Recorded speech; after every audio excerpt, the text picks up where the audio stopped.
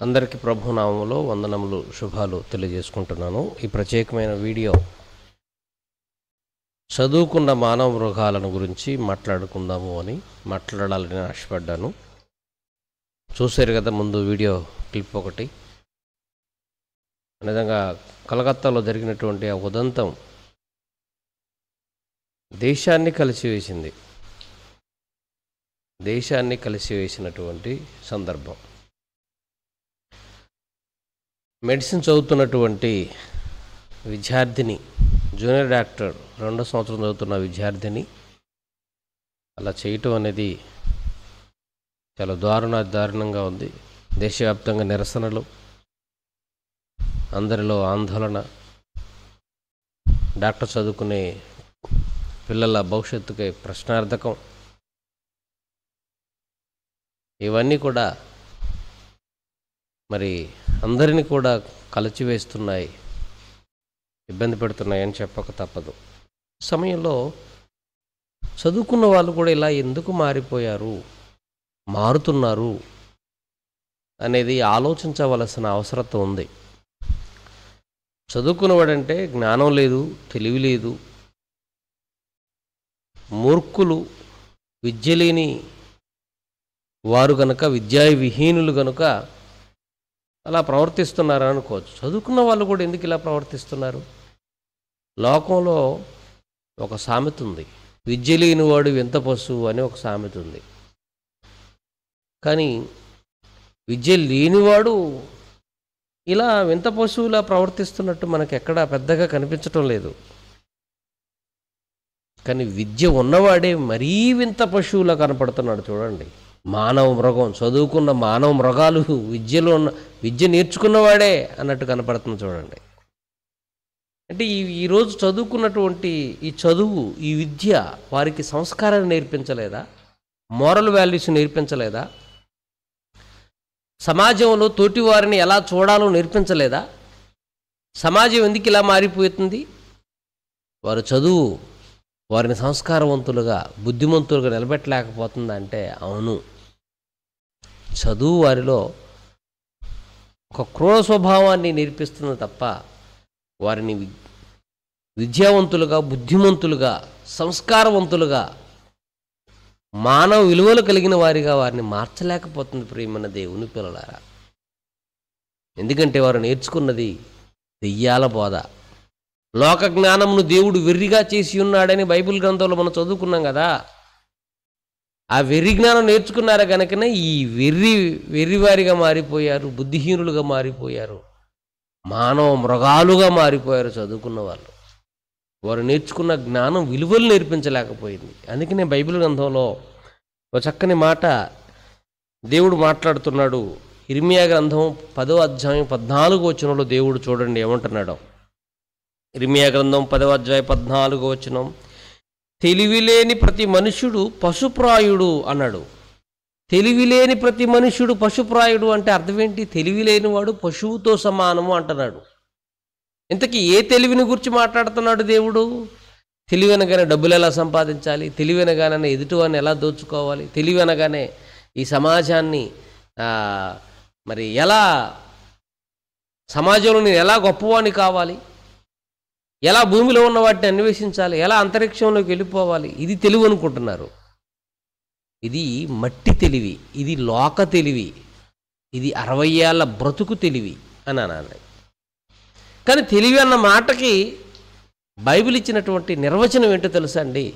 దేవుని వాక్యమే తెలివి, బుద్ధి, జ్ఞానముల సర్వసంపదలు యేసుక్రీస్తునందు గుప్తమై ఉన్నవి. ఆ యేసుక్రీస్తే వాక్యముగా ఉన్నాడు. వాక్యము అనే తెలివి లేనివాడు అని మనం అర్థం చేసుకోవాలి. ఇర్మియా గ్రంథం 10వ అధ్యాయం 14వ వచనంలో తెలివి లేని ప్రతి మనుష్యుడు పశుప్రాయుడు అని అంటే వాక్యము లేనివాడు పశువు అంటుంది బైబిల్.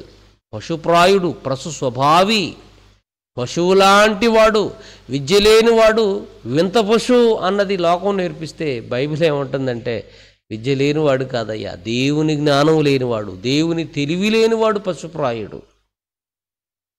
వాక్యమైన తెలివి లేనివాడు పశుప్రాయుడు అంటుంది బైబిల్.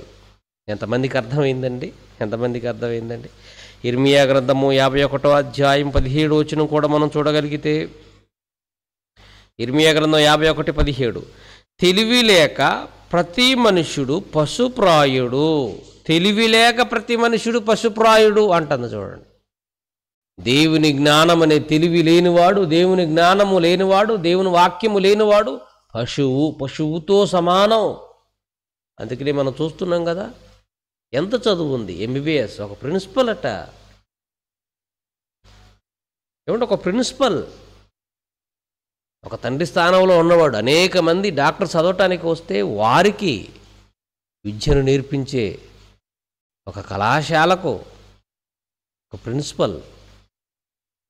డాక్టర్ చదువుతున్న పిల్లలందరికీ పెద్ద, అతని యాటిట్యూడ్ చూడండి ఎలా ఉందో.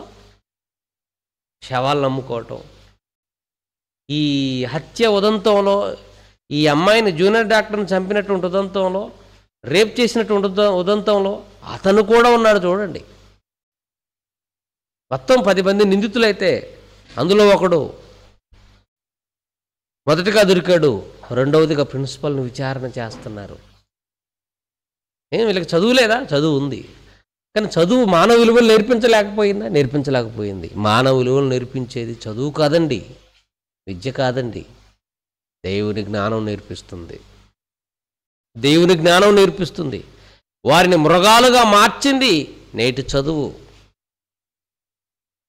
వారి శరీర స్వభావాలను అర్థం చేసుకొని శరీరాన్ని కనీసం సెల్ఫ్ కంట్రోల్ చేసుకోని స్థితిలో కూడా వాళ్ళు ఉన్నారు అంటే, తోటి సోదరిని ఎలా చూడాలో కూడా తెలియని స్థితిలో ఉన్నారు అంటే, విద్య నేర్చుకోవడానికి వచ్చినట్టు ఒక విద్యార్థిని సొంత బిడ్డల సొంత కొడుకులా చూడాలన్న విచక్షణ జ్ఞానం కూడా కోల్పోయారు అంటే, వీళ్ళు పశువులు కాక ఏముంది చెప్పండి? చదువుకున్న మానవ మృగాలు కాకుండా ఏమని చెప్పాలి చెప్పండి? చదువుకున్న మానవ మృగాలు ఇవన్నీ. అందుకేనండి హోషేయ గ్రంథంలో 4వ అధ్యాయంలో చూడండి, దేవుడు ఏమంటున్నాడు? ఏమీ లేకపోతే దేశం పాడైపోతుందని చెబుతున్నాడో మీరు లేఖనాలు చూడాలి. హోషేయ గ్రంథంలో 6వ అధ్యాయంలో దేవుడు ఒకరోజు పాత నిబంధన గ్రంథంలో చిన్న ప్రవక్త ద్వారా దేవుడు చెబుతున్న మాట చూడండి. తెలివి లేని ప్రతి మనుష్యుడు పశుప్రాయుడు అని ఇర్మియా గారి ద్వారా చెప్పిన దేవుడే హోషేయ ద్వారా ఏం చెప్తున్నాడో హోషేయ గ్రంథం 4వ అధ్యాయం 1వ వచనాన్ని మనం చూడగలిగితే, 1వ వచనం నుంచి 2, 3 మనం చదువుకుందాం. ఇశ్రాయేలులారా, యెహోవా మాటను ఆలకించండి, యెహోవా మాటను ఆలకించండి. సత్యము కనికరము దేవుని గూర్చిన జ్ఞానము లేకపోవుట, సత్యము కనికరము దేవుని గూర్చిన జ్ఞానము దేశమందు లేకపోవుట చూచి యెహోవా దేశ నివాసులతో వ్యాజ్యమాడాలనుకుంటున్నాడు, వ్యాజ్యమాడుచున్నాడు. దేశంలో ఏమి లేదు, దేశంలో ఏమి లేదు, సత్యము లేదు, కనికరము లేదు, దేవుని గూర్చిన జ్ఞానము లేదు. లేకపోవట చూచి యెహోవా దేశ నివాసులతో వ్యాజ్యమాడుచున్నాడు. అబద్ధ సాక్ష్యము పలుకుటయు, అబద్ధమాడుటయు, హత్య చేయుటయు, దొంగిలించుటయు, వ్యభిచరించుటయు మనుషులకు దేశములో ఉన్న వారందరికీ వాడుకైపోయింది అన్నాడు చూడండి. అవునండి, ఏమి లేకపోవటం వలన? సత్యము కనికరం లేకపోవటం వలన, దేవుని గూర్చిన జ్ఞానం లేకపోవటం వలన దేశము పాడైపోతుంది. దేశ నివాసులతో దేవుడిని యెహోవా వ్యాజ్యమాడుతున్నాడు. అవి లేకపోవటం వలన అబద్ధ సాక్ష్యం పలుకుటయు, అబద్ధమాడుటయు, హత్య చేయుటయు, దొంగిలించుటయు, వ్యభిచరించుటయు వాడుకైపోయింది. జనులు కన్నము వేయిసెదరు, మానక హత్య చేసెదరు. కాబట్టి దేశము ప్రాలాపించుచున్నది, కాబట్టి దేశం ప్రాలాపించుచున్నది. మన దేశంలో ఇలాంటి దౌర్భాగ్యకరమైన పరిస్థితులు రావటానికి కారణం సత్యము కనికరం దేవుని గురించిన జ్ఞానం లేకపోవటం. విద్య ఉంది, టెక్నాలజీ ఉంది, అన్నీ ఉన్నాయి, ఏమి లేదు, దేవుని గురించిన జ్ఞానం లేదయ్యా, కనికరం లేదయ్యా, సత్యం లేదయ్యా. అందుకే దేశ నివాసులతో దేవుడు వ్యాజ్యమాడుతున్నాడు. ఇవన్నీ లేకపోవటం మూలానే అబద్ధము పలుకుట, అబద్ధపు సాక్ష్యం పలుకుట, అబద్ధమాడుట, నరహత్య చేయుట, దొంగిలించుట, వ్యభిచరించుట వాడుకైపోయింది. జనులు కన్యం వేసి మానక నరహత్య చేయుదురు, కాబట్టి దేశం ప్రాలాపించుచున్నది. అవును, దేశమంతా ఉడికెత్తిపోయిందండి. నిరసనల శాఖ వినిపించిందంటారు. నిరసనల శాఖ వినిపించిందండి దేశం అంతా. అన్ని రాష్ట్రాలు కుదిపేసిందండి ఈ సన్నివేశం. దేశం ప్రలాపించుతున్నదా? అయ్యో ఏంటి ఘోరం, ఏంటి ఘోరం, ఏంటి ఈ దుస్థితి. చదువుకోవడానికి వెళ్ళిన మెడిసిన్ చదువుతున్నటువంటి అమ్మాయి, జూనియర్ డాక్టర్ 2వ సంవత్సరం చదువుతున్న అమ్మాయికి ఏంటి దుస్థితి. అవును, దేశం ప్రలాపించుచున్నది. ఇప్పటికీ నిరసన సెగలు. ఇక ఆ రాష్ట్రం అయితే అండి అతలాకుతలం అయిపోతుంది. అతలాకుతలం, ముఖ్యంగా అతలాకుతలం అయిపోతుందండి. ప్రలాపించుతున్నదండి. సీఎంను దించేయాలని చూస్తున్నారండి. రాష్ట్రపతి పాలన పెట్టాలని చూస్తున్నారండి. దేశం ప్రలాపించుతున్నదా? అవును, ఏం లేకపోవటం వల్ల దేవుని జ్ఞానము, కనికరము, సత్యము లేకపోవటం వలన. అందుకే అన్నాడు ఇర్మియా, తెలివి లేని ప్రతి మనుషుడు పశుప్రాయుడు, పశువు అన్నాడు. అవును, ఇవన్నీ చదువుకున్న మానవ మృగాలు, చదువుకున్న పశువులు. విచక్షణ, ఒక జంతువుకి విచక్షణ ఉండదండి, వివేకం ఉండదండి, విచక్షణ జ్ఞానం ఉండదండి. జంతువు దానికి విచక్షణ ఉండదండి. ఒక పశువుకు విచక్షణ ఉంటుందండి. మనుషులకు మనకుందండి, మనకుండాలండి. రిలేషన్స్ ఉన్నాయి కదా మనకి. అక్క, చెల్లి, భార్య, తల్లి, ఈ విచక్షణ ఉంది కదండి మనకి. అది దేవుడు పెట్టాడండి మనలో. అది కోల్పోయాడు అంటే మనిషి పశువు. అది కోల్పోయాడంటే పశువు. ఆలోచించండి. కాబట్టి దేశం ప్రలాపించుచున్నది. వ్యాజ్యమాడుతున్నాడు దేవుడు. ఆలోచించండి. పశువుల మధ్య జీవిస్తున్నాం. జాగ్రత్త. నీ కుమార్తెను, నీ కొడుకుని సమాజంలోకి పంపించేటప్పుడు చదువుల పేరిట జాగ్రత్త. కంచే చేనును మోసే పరిస్థితులు ఉన్నాయి నేటి సమాజంలో. కంచే చేనును మోసే పరిస్థితులు. ఆలోచించుకోండి. విద్య పేరిట, టెక్నాలజీ పేరిట, అభివృద్ధి పేరిట ఈరోజు జరుగుతున్న ఘోరమైన కార్యక్రమాలు. దేశం ప్రలాపించుచున్నది.